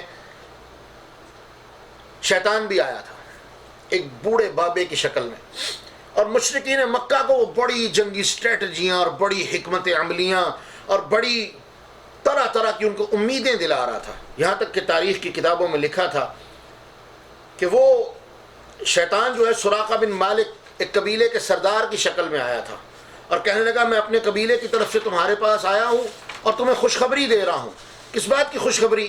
کہ میرا قبیلہ تمہارے پیچھے ہے اور تمہیں کسی کو مکہ پر حملہ نہیں کرنے دے گا، تم بے فکر رہو اور تم اپنے قافلے کو بچانے کے لیے جاؤ، مکہ خالی بھی ہو جائے پرواہ نہیں کرنی، جاؤ جا کے اپنے قافلے کو بچاؤ۔ اور یہاں تک کہ اس نے کہا میں تمہارے اطمینان قلب کے لیے میں تمہارے ساتھ چلتا ہوں۔ مشرکین مکہ کے ساتھ آ گیا وہ بے خوف ہو گئے کہ پیچھے ایک بڑا قبیلہ موجود ہے، اس کا سردار ہمارے ساتھ ہے، وہ مکہ کی حفاظت کر لیں گے، ہمیں کوئی پرواہ نہیں ہے۔ لیکن جب ابلیس، اور سارا رستہ ان کو ابلیس وہی دھوکے بازیاں، مکاریاں، عیاریاں سکھاتا رہا، اور قرآن نے اس طرح اس کو واضح کیا کہ وَإِذْ زَيَّنَ لَهُمُ الشَّيْطَانُ أَعْمَالَهُمْ، جب شیطان ان کے اعمال کو مزین کر رہا تھا، ان کو امیدیں دلا رہا تھا، وَقَالَ لَا غَالِبَ لَكُمُ الْيَوْمَ مِنَ النَّاسِ وَإِنِّي جَارٌ لَكُمْ، اور یہ ان کو کہہ رہا تھا آج کوئی تم پہ غالب نہیں آ سکتا، میں تمہارا ساتھی ہوں، میں تمہارا حمایتی ہوں، میں تمہارا پڑوسی ہوں۔ اور ساتھ ہی کیا کہہ رہا تھا؟ فَلَمَّا تَرَى، اور ان کو طرح طرح کی امیدیں دلا رہا تھا۔ قرآن کہتا ہے فَلَمَّا تَرَى الْفِئَتَانِ نَقَصَ عَلَىٰ عَقِبَيْهِ، جب اس نے ایک جماعت کے ساتھ دوسری جماعت کو بھی دیکھا کہ یہ تو انسان ہے لیکن ایک جماعت اور بھی ہے، وہ تو نہیں دیکھ سکتے تھے وہ جماعت کون تھی، یہ بدبخت ابلیس دیکھ سکتا تھا، یہ ملعون دیکھ رہا تھا۔ دوسری جماعت کون تھی؟ وہ فرشتے تھے، اور ابلیس نے اپنی آنکھوں سے ان فرشتوں کو دیکھ لیا تھا۔ قرآن کہتا ہے نقص علی عقبیہ، جب اس نے فرشتوں کو دیکھا اپنے پیروں تلے وہیں کا وہیں واپس بھاگ گیا۔ مشرکین مکہ اس کو آوازیں دیتے رہ گئے، او تو بڑی باتیں کر رہا تھا، تو بڑے دعوے کر رہا تھا، تو ہماری حمایت کی قسمیں اٹھا رہا تھا، اب تجھے کیا ہوا ہے؟ تو اس نے کہہ دیا تھا انی بریء منک، بھائی میرا تم سے کوئی تعلق نہیں ہے، میں تم سے بری ہوں، انی اری ما لا ترون، کیونکہ میں وہ دیکھ رہا ہوں جو تم نہیں دیکھ سکتے، انی اخاف اللہ، وہ اللہ کا عذاب ہے اور اللہ کی قوت ہے، اور جان لو میں اللہ سے بہت ڈرتا ہوں، میں کائنات کے ہر انسان کو تو گمراہ کر سکتا ہوں لیکن میں اپنے مالک کے سامنے کھڑا نہیں ہو سکتا۔ ذرا قرآن اٹھا کے دیکھیے، ابلیس، شیطان، بدبخت، قرآن مجید میں 3 سے زیادہ جگہ پر یہ بات آئی ہے کہ وہ ہمیشہ یہ بات کہتا ہوا پایا گیا ہے کہ انی اخاف اللہ، میں اللہ سے ڈرتا ہوں۔ یہ کون کہہ رہا ہے؟ یہ ابلیس بدبخت کہہ رہا ہے، شیطان جو پکا جہنمی ہے، جو اللہ کے سامنے کھڑا ہو کے اللہ کی عزت کی قسمیں اٹھا کے انسانوں کو گمراہ کرنے کی باتیں کر رہا ہے، وہ بھی کہہ رہا ہے انی اخاف اللہ، میں اللہ سے ڈرتا ہوں۔ اے انسان، تو کیوں اللہ سے نہیں ڈرتا؟ وہ ابلیس جس کو اللہ رب العزت سے اس نے مہلت مانگی، اللہ نے دے دی، طاقتیں عطا کی، اتنی بڑی طاقت دے دی کہ وہ انسان کے دل میں وسوسہ پیدا کر سکتا ہے، اس سے بڑی طاقت کیا چاہیے تھی؟ لیکن اس کے بعد بھی کہہ رہا ہے انی اخاف اللہ، میں اللہ سے ڈرتا ہوں، واللہ شدید العقاب، اور اپنے منہ سے کہہ رہا ہے کہ لوگوں جان لو اللہ کا عذاب بڑا سخت ہے۔ اس کا مطلب یہ ہے کہ شیطان کے غلط رستے کے ڈالنے کے بعد بھی شیطان کبھی کبھی انسانوں کو غلط رستے میں ڈالنے کے لیے انسانی روپ میں بھی آ سکتا ہے اور آتا ہے۔ جیسے ہم نے پہلے پارے کی تفسیر میں یہ بات پڑھی کہ سلیمان علیہ السلام کی قوم کو گمراہ کرنے کے لیے انسانی روپ میں آیا تھا، کبھی وہ فقیروں کے روپ میں آتا ہے، کبھی وہ بابوں کے روپ میں آتا ہے، کبھی کسی روپ میں آتا ہے، اور میں تو اکثر یہ بات سمجھتا ہوں، یہ سچی نظر آتی ہے، یہ اکثر بابے جو ہمیں پاکستان میں، انڈیا میں اور دنیا کے مختلف ملکوں میں نظر آتے ہیں، جن کے گرد لوگوں کی بہت بڑی تعداد بیٹھی ہوتی ہے، اور اس بابے کی حالت زار ایک عام انسان سے بھی زیادہ گری ہوئی، اور ایک عام انسان سے بھی وہ زیادہ گرا ہوا انسان ہوتا ہے، لیکن لوگ اس کے پاس ایسے بیٹھے ہوتے ہیں اور وہ لوگوں کو گمراہی کے اندھیروں میں اس طرح دھکیل رہا ہوتا ہے، تو یہ باتیں سچ نظر آتی ہیں کہ شاید وہ انسان کے روپ میں شیطان ہی بیٹھا ہوا ہے جو لوگوں کو اپنی چکنی چیڑی باتوں سے، اپنی زبان سے اور اپنی چاپلوسیوں سے لوگوں کو گمراہ کر رہا ہے۔ شیطان کسی حالت میں بھی آ سکتا ہے، لیکن یاد رکھو، اور مولانا اسحاق بھٹی نے اپنی کتاب میں ایک واقعہ نقل کیا ہے کہ پاکستان بننے سے پہلے کی بات ہے، لاہور کے راوی پل پہ ایک بہت بڑا مجمع لگتا تھا ہر جمعرات کے دن، اور وہ مجمع کیا ہوتا تھا کہ یہ لاہور والے جو بابا جی ہیں نا جی، علی حجویری صاحب، وہ راوی پل پہ لوگوں کو اپنا دیدار اور درشن کروانے آتے ہیں۔ یہ بات کسی بندے نے ہمارے ایک اہل حدیث عالم سے کی، تو انہوں نے کہا یار اس سے بڑی تو سعادت کی کوئی بات ہی نہیں ہے کہ بابا جی کی وہاں زیارت ہوتی ہے، بابا جی خود آتے ہیں، مجھے بھی لے چلو۔ کہتے ہیں میں بھی چل دیا۔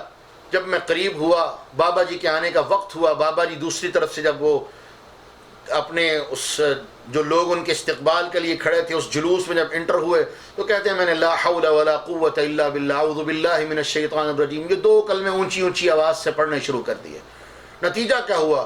بابا جی تو ہوائیں خارج کرتے ہوئے بھاگے، اور لوگوں نے کہا بابا جی کیا ہو گیا آپ کو؟ آپ تو اپنی زیارت کروانے ہمیں آئے ہیں اور آپ بھاگتے چلے جا رہے ہیں۔ بابا جی نے بھی کہا اس بندے کو یہاں سے نکالو، پھر میں تمہیں اپنی زیارت کرواؤں گا، وگرنہ یاد رکھو یہ بندہ جو کام کر رہا ہے مجھے تباہ و برباد کر دے گا۔ شیطان انسانی روپ میں آتا ہے، گمراہ کرنے کے لیے آتا ہے، کیونکہ اس نے اللہ کے سامنے قسم اٹھائی تھی، اللہ تیری عزت کی قسم گمراہ کروں گا، اور میرے مالک نے بھی کہا تھا کہ جا، جب تک ان کے جسموں میں جان ہے، جب تک یہ استغفار کرتے رہیں گے، دن میں 70 مرتبہ بھی استغفار کریں گے، میں انہیں معاف کر دوں گا۔ اس کے بعد اللہ رب العالمین نے مسلمانوں کو ایک بہت بڑی، پہلے اس سے ایک بات اللہ رب العالمین نے بیان فرمائی کہ ذَلِكَ بِأَنَّ اللَّهَ لَمْ يَكُ مُغَيِّرًا نِعْمَةً أَنْعَمَهَا عَلَىٰ قَوْمٍ حَتَّى يُغَيِّرُوا مَا بِأَنفُسِهِمْ۔ اللہ رب العالمین بیان فرماتے ہیں کہ یہ سارے معاملے اس لیے تھے کہ اللہ رب العالمین وہ نعمتیں جو اپنی قوموں کی طرف کرتا ہے، حتیٰ یغیروا ما بانفسہم، جب تک اللہ رب العالمین کی نعمتیں اس قوم پر جاری رہتی ہیں، جب تک وہ بندے، وہ قوم اپنی حالت کو خود نہ بدلنا چاہے۔ وَأَنَّ اللَّهَ سَمِيعٌ عَلِيمٌ، یعنی کیا مطلب کہ اللہ رب العالمین نے اس آیہ مبارکہ میں اس بات کو واضح کر دیا کہ لوگوں جان لو، جب تک تم اپنی حالت کو بہتر نہیں کرنا چاہو گے، اپنی حالت کی بہتری کے بارے میں خود نہیں سوچو گے، تو یاد رکھو اللہ رب العالمین کبھی بھی تمہاری مدد نہیں کریں گے۔ اور اللہ کی رحمت، نصرت، مدد تبھی آتی ہے جب تم تہیہ کر لو کہ میں نے اپنے آپ کو بدلنا ہے، اور تہیہ کر کے اللہ سے مدد مانگو، پھر اللہ تمہیں اپنی مدد سے کبھی بھی محروم نہیں فرماتا۔ تو اس کے بعد اللہ رب العالمین بیان فرماتے ہیں کہ لوگوں یاد کر لو، قومیں کامیاب تب ہی ہوتی ہیں جب ان کے اندر جرت اور شجاعت ہو، ہر وقت وہ اللہ کے لیے لڑنے، کٹ مرنے کے لیے وہ تیار ہوں۔ اور یاد رکھیں، چور کبھی بھی اس گھر میں داخلے کی جرت نہیں کر سکتا جس گھر کے حفاظت کے بارے میں، جس گھر کے باسیوں کے بارے میں اسے یقین ہو کہ یہ جان رہے ہیں، یہ جاگ رہے ہیں، انہوں نے اپنی حفاظت کا بہترین بندوبست کر لیا ہے۔ کیونکہ چور وہیں نقب زنی کرتا ہے جہاں اسے پتا ہو کہ یہ غافل ہیں، اس گھر والے غفلت کی نیند سو چکے ہیں۔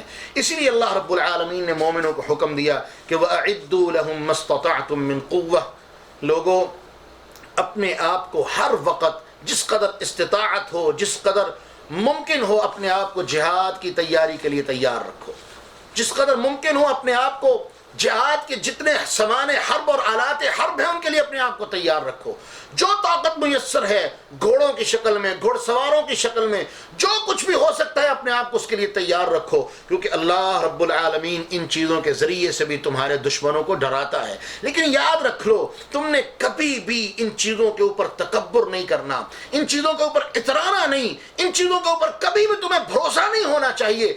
تیاری ضرور کر لو، تیاری تمہاری مکمل اور بہترین ہونی چاہیے، اور تیاری کے بعد تمہارا توکل اور تمہارا بھروسہ صرف اللہ رب العزت کی ذات پہ ہونا چاہیے۔ اور یاد رکھ لو، اگر تم نے ان چیزوں پر بھروسہ کیا تو پھر جنگ حنین کا واقعہ آگے سورہ توبہ میں آ رہا ہے کہ اللہ رب العالمین نے جب مسلمانوں کو اپنی تیاری پر بڑا مان تھا لیکن اللہ کی ذات پر توکل کی بات نہیں کی، اللہ رب العالمین نے ایک چھوٹے سے قبیلے سے مسلمانوں کو شکست کروا دی، چھوٹے سے قبیلے سے مسلمانوں کو سبق دلوا دیا کہ کامیابی صرف اس کی ذات سے، اس کی ذات پر توکل کرنے سے ملے گی، کامیابی کبھی بھی ہتھیاروں کے ساتھ نہیں مل سکتی۔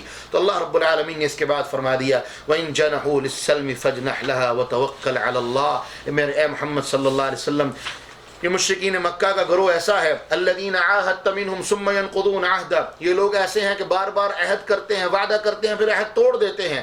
لیکن یاد رکھیں، جب لڑائی کی بات آئے، میدان جہاد کی بات آئے، تو پھر آپ نے پیٹھ نہیں دکھانی، بلکہ ان کو ایسا وار دینا ہے، ایسی کاری ضرب دینی ہے کہ یہ خود میدان چھوڑ کے بھاگ جائیں، بلکہ ان کو ضرب کا ساری زندگی وہ ضرب یاد رہے کہ ہم کو ضرب ملی تھی، کسی نے ہمیں ضرب دی تھی، وہ ہمیں ہمیشہ کے لیے یاد رہے گی۔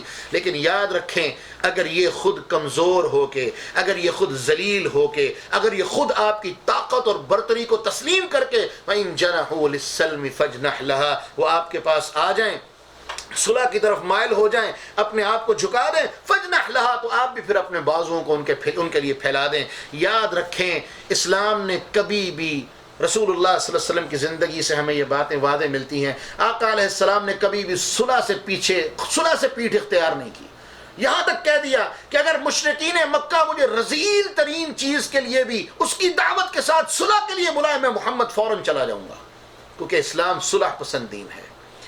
لیکن اگر کبھی ایسا ہو کہ دشمن اترا رہا ہو تو پھر دشمن کو اپنی طاقت بھی پوری دکھانی ہے، اس کے دانت بھی کھٹے کرنے ہیں۔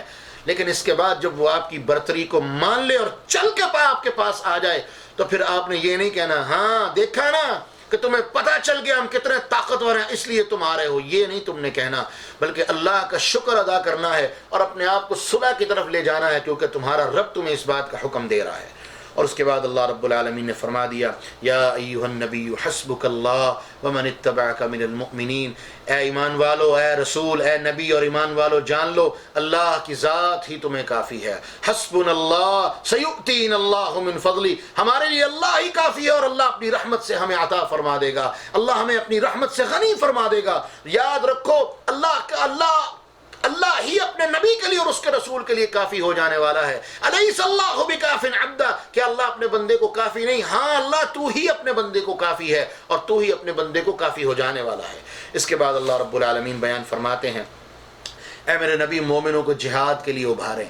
یہ ابتدائی اسلام کی باتیں ہیں، جب ایمان عروج پہ تھا، اللہ فرماتے ہیں ان کو جہاد کے لیے ابھاریں اور میں اللہ ان کو اتنی طاقت دوں گا، اتنی نصرت دوں گا، اتنی مدد دوں گا، اتنا ان کا رعب دشمن کے دلوں میں بٹھا دوں گا کہ 100 مسلمان بھی اگر ہوں گے، اگر یہ 20 ہوں گے تو 200 پر غالب آئیں گے، 100 ہوں گے تو 1000 پر قابو پا لیں گے، 1000 پر غالب آ جائیں گے۔ کیا مطلب کہ ایک مسلمان 10 کافروں کا مقابلہ کرے گا، اللہ اتنی طاقت دے گا، نصرت دے گا، مدد دے گا۔ کیوں؟ کیونکہ اللہ رب العالمین نے فرما دیا ذَلِكَ بِأَنَّهُمْ قَوْمٌ لَا يَفْقَهُونَ، کیونکہ یہ قوم جس سے تمہارا مقابلہ ہے یہ ایمان سے خالی ہے، ان کے پاس ایمان نہیں، تمہارے پاس ایمان کی قوت اور طاقت ہے، تم ایک 10 کا مقابلہ کرو گے۔ لیکن اس کے بعد اللہ فرماتے ہیں الآن خفف اللہ عنکم وعلم ان فیکم ضعفاء، اب اللہ رب العالمین نے تم سے تخفیف فرما دی ہے اور اللہ نے جان لیا ہے کہ تم اب کمزور ہو چکے ہو، غالب آ چکے ہو، تمہاری تعداد بڑھ چکی ہے، تمہارا ایمان کمزور ہو چکا ہے۔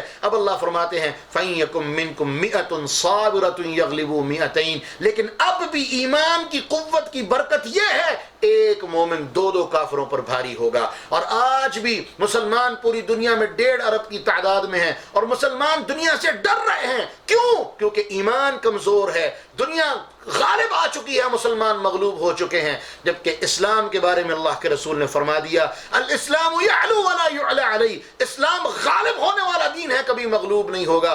آج اگر دنیا میں مغلوب ہے تو ہمارے اعمال اس کا سبب ہیں، ہماری بدعمالی کا یہ نتیجہ ہے کہ دنیا میں اسلام مغلوب ہو چکا ہے۔ اللہ رب العالمین ہمارے اعمال کی اصلاح فرما دے۔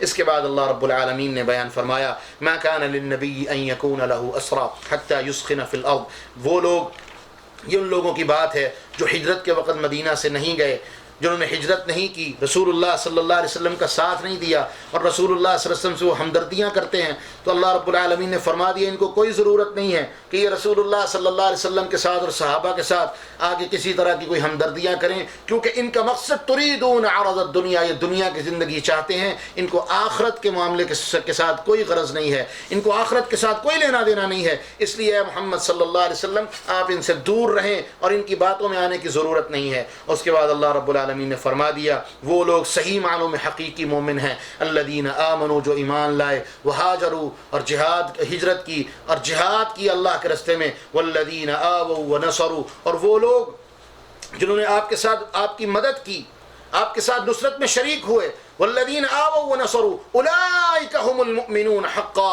تو اللہ رب العالمین فرماتے ہیں جان لو یہی صحیح معنوں میں اللہ کی ذات پر ایمان لانے والے لوگ ہیں۔ اللہ رب العالمین نے ایمان والوں کی نشانیاں بیان کر دیں کہ یہ لوگ کبھی بھی رسول کے ساتھ سے پیچھے نہیں رہے، رسول کے ساتھ میں برابر کے شریک رہے ہیں، انہوں نے رسول کی ذات کو کبھی بھی اکیلا نہیں چھوڑا۔ اور اللہ رب العالمین نے فرما دیا والذین آمنوا من بعد وہاجروا وجاہدوا معکم فاولئک منکم، ایک گروہ وہ تھا جو فتح مکہ سے پہلے ہجرت کر کے آیا تھا، ان کی تعریف، اور پھر فرمایا وہ لوگ جو اس کے بعد بھی آ گئے ہیں فاولئک منکم، ان لوگوں کو بھی تم الگ نہ سمجھنا، یہ بھی تمہارے ساتھ ہیں، وَأُولُو الْأَرْحَامِ بَعْضُهُمْ أَوْلَى بِبَعْضٍ فِي كِتَابِ اللَّهِ، لیکن جب رشتہ داریوں کی بات آئے گی تو رحم کے رشتے، قریبی رشتے، یہ سب سے پہلے اللہ رب العالمین کی کتاب میں مقدم رہیں گے۔ ان اللہ بکل شیء علیم، اور جان لو اللہ رب العالمین ہر چیز کے اوپر علم رکھنے والا اور ہر چیز پر قادر ہے۔ تو یہاں پر اللہ رب العالمین نے سورہ انفال کا اختتام ہو گیا، اللہ رب العالمین نے سورہ انفال کو ختم فرما دیا۔ اس کے بعد سورہ توبہ جو ہے اس کے شروع میں بسم اللہ نہیں ہے۔ مفسرین کا اس بات پر اتفاق ہے کہ سورہ توبہ کے شروع میں بسم اللہ نہ ہونے کا سبب یہ ہے کہ بیسیکلی یہ سورۃ الانفال کا ہی سیکنڈ پارٹ ہے، سورۃ الانفال کا ہی دوسرا حصہ ہے، اس لیے اس کے شروع میں بسم اللہ نہیں ہے۔ دوسرا گروہ مفسرین کا یہ کہتا ہے کہ بسم اللہ الرحمن الرحیم، یہ بسم اللہ اللہ رب العالمین کی رحمت کو سمیٹنے کے لیے اور اللہ رب العالمین کی رحمت کا پیغام ہے، اس کے فضل اور کرم کا پیغام ہے۔ لیکن اس صورت کے شروع میں اللہ رب العالمین نے چونکہ مشرکین مکہ سے ہی برات کا اعلان کیا، ان کے بارے میں اپنے غصے کا اعلان فرمایا، ان کے بارے میں اللہ رب العالمین نے عذاب کی باتیں کی، اس لیے اللہ رب العالمین نے صورت کے شروع میں بسم اللہ نہیں فرمائی۔ بہرحال ہمارا کہنا یہی ہے کہ یہ اللہ رب العالمین کی حکمت ہے۔ جیسے ہم نے شروع میں یہ بات جان لی تھی کہ ہر سورت کے شروع میں بسم اللہ اللہ کی طرف سے نازل ہوئی ہے، یہاں پر اللہ رب العالمین نے اس سورہ مبارکہ کے شروع میں بسم اللہ کو نازل نہیں کیا، یہی اس کا سب سے بڑا جواب ہے۔ جس سورت کے شروع میں اللہ نے چاہا بسم اللہ نازل فرما دی، جس سورت کے شروع میں اللہ نے چاہا بسم اللہ نازل نہیں فرمائی، یہ اللہ رب العالمین کا اختیار ہے۔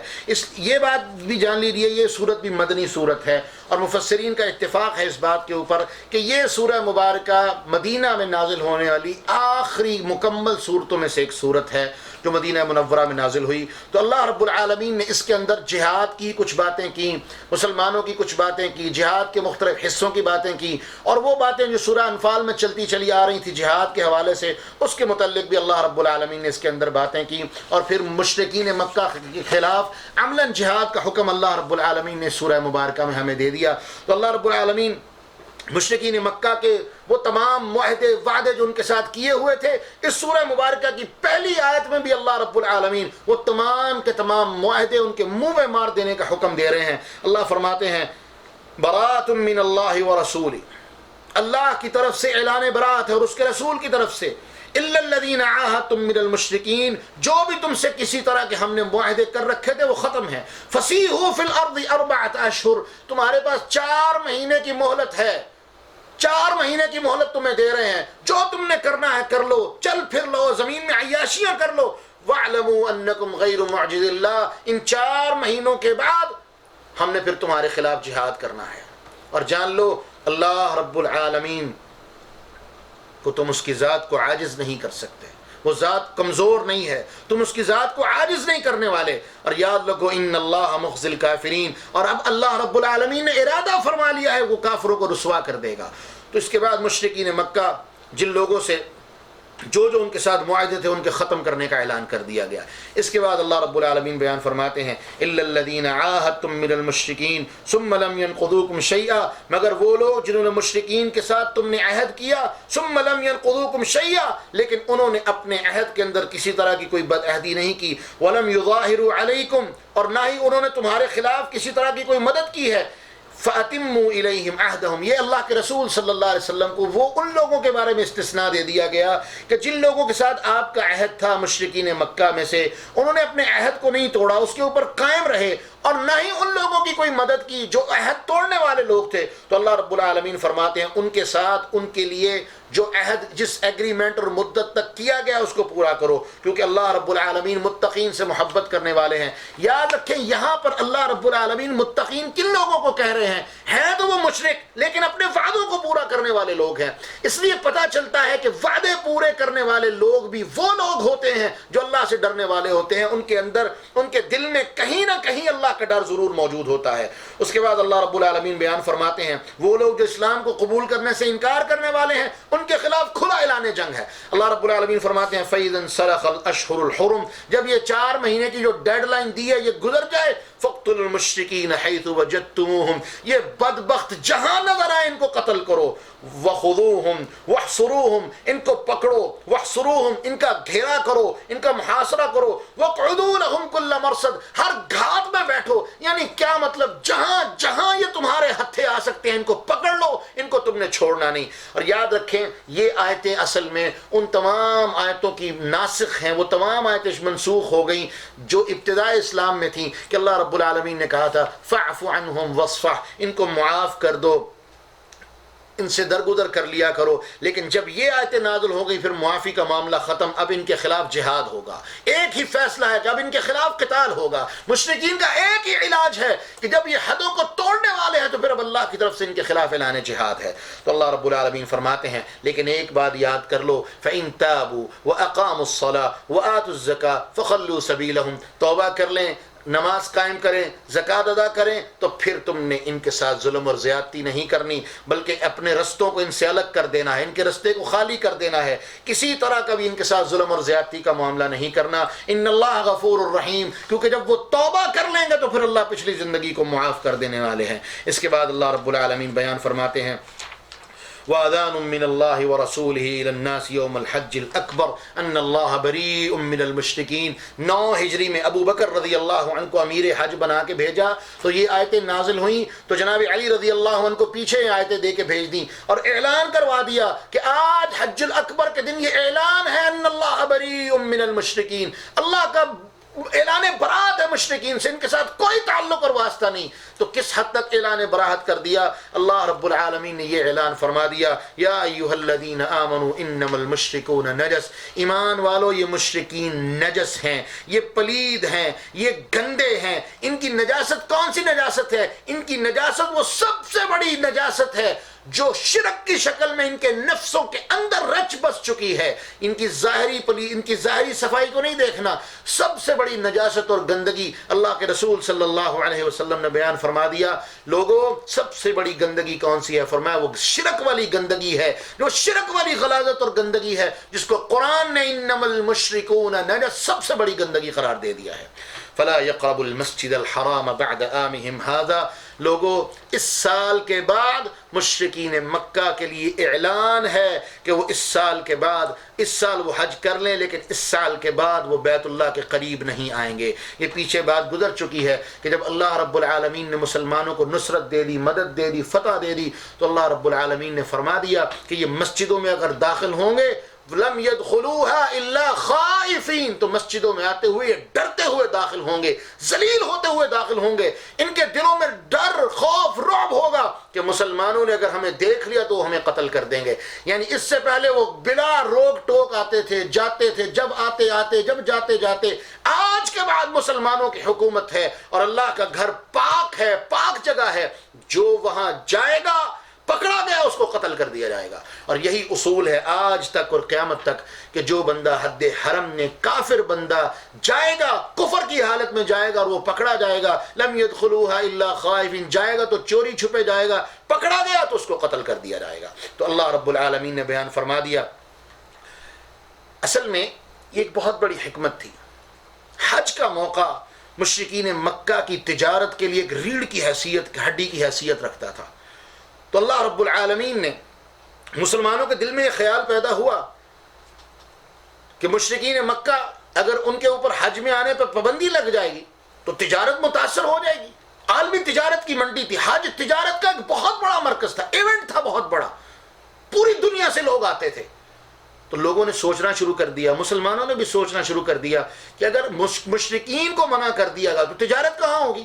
تو تجارت کا بہت نقصان ہو جائے گا۔ تو اللہ رب العالمین نے قرآن نازل کر کے فیصلہ دے دیا وَإِنْ خِفْتُمْ عَيْلَةً فَسَوْفَ يُغْنِيكُمُ اللَّهُ مِنْ فَضْلِهِ، اور لوگوں اگر تم فقیری سے ڈر رہے ہو، فقر سے ڈر رہے ہو تو جان لو فَسَوْفَ يُغْنِيكُمُ اللَّهُ مِنْ فَضْلِهِ، اللہ رب العالمین اپنے فضل سے تمہیں غنی کر دے گا۔ اللہ کی ذات پر توکل کرو، اللہ کے حکم پر سرخمیں تسلیم کر دو، وہ اللہ جانتا ہے اس نے تمہیں غنی کیسا کرنا ہے۔ یہ تجارت ہی صرف تمہارے غنی ہونے کا ذریعہ اور سبب نہیں، اللہ کے پاس بڑے ذریعے اور سبب ہیں، وہ تمہیں بڑے ذریعے اور سبب سے غنی کر سکتا ہے۔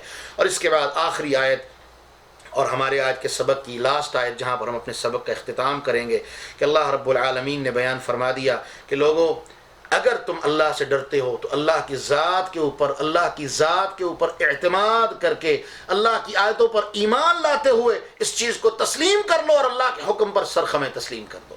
تو میرے محترم، یہ سلسلہ ابھی چلے گا اللہ کے فضل و کرم سے۔ یہ سلسلہ 11ویں پارے تک چلتا چلا جاتا ہے، جس میں مشرکین مکہ کے ساتھ جہاد کی باتیں اور دوسرے لوگوں کے ساتھ جہاد کی باتیں، حنین کا ذکر اور اس حرمت والے مہینوں کی باتیں، یہ ساری کی ساری چیزیں اللہ رب العزت نے اس صورت میں بیان فرمائی ہیں۔